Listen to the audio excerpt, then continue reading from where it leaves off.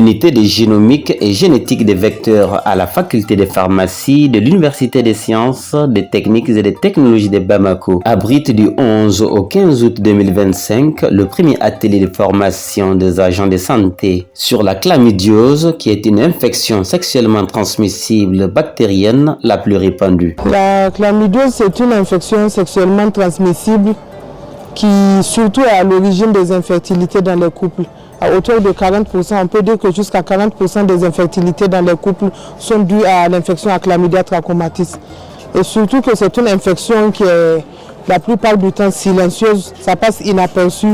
Donc il faut vraiment un diagnostic précoce et une prise en charge adéquate pour lutter contre cette infection. Cet atelier s'inscrit dans le cadre du projet intitulé « Amélioration du diagnostic précoce de la chlamydiose, une approche pédagogique pour un meilleur dépistage et un meilleur diagnostic au Mali, au Niger, au Burkina et au Bénin », financé par le laboratoire pharmaceutique Pfizer. Il vise à développer le matériel éducatif pour la prévention et le contrôle de la chlamydiose chez les jeunes de 15 à 24 ans. L'intérêt pour notre fac, il est pratiquement double. Premièrement, cette chlamydiose, c'est une maladie insidieuse qui passe inaperçue, qui touche une frange importante de notre jeunesse de 15 à 24 ans. Et on a l'impression que tu n'as rien, on le cache. Et si nous avons des outils précoces de diagnostic, une meilleure éducation des pairs, cela va nous permettre de la détecter tôt et de pouvoir prendre en charge cette pathologie dont les conséquences à la longue sont dramatiques pour nos familles africaines. Et également, le deuxième intérêt pour nous, c'est surtout un intérêt scientifique et de collaboration que je disais à l'entame de mon propos, cette capacité et cette volonté de mettre nos chercheurs ensemble pour pouvoir monter des projets communs et pouvoir les réaliser dans des temps records et avec la qualité. Que gagner une subvention en est une chose, mais l'implémenter exactement comme cela est prévu en est une autre.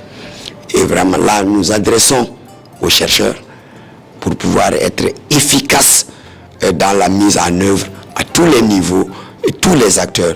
Et en ce qui nous concerne, ayant été l'institution responsable du point de vue administratif de ce projet, nous avons un œil très vigilant sur le déroulé et le respect du timeline. Marquant le début d'une série de 3 ateliers de 5 jours chacun, cette première séance de formation qui réunit une cinquantaine de participants en présentiel et en ligne constitue un arsenal fondamental, particulièrement dans des sociétés où la communication ouverte et l'éducation sexuelle sont limitées. Aux jeunes, je veux dire que les infections sexuellement transmissibles sont une réalité et je pense que ce n'est pas un sujet tabou. C'est pas un sujet tabou, il faut en parler. S'ils ont des questions, s'ils veulent comprendre ou apprendre plus de choses sur les pathologies, à aller vers ces agents de santé qui ont été formés pour ça. Aux parents, je dirais de ne pas faire du sexe et de la sexualité un sujet tabou. Parce qu'un enfant qui a reçu une éducation sexuelle très tôt saura très bien comment s'y prendre par rapport à quelqu'un qui l'apprend dans la rue ou avec des autres enfants qui peuvent mal le guider. Alors qu'avec le parent, je pense que c'est là où ça doit commencer. Un enfant qui reçoit une éducation sexuelle saura comment s'y prendre et gérer sa sexualité mieux qu'un enfant laissé à lui-même.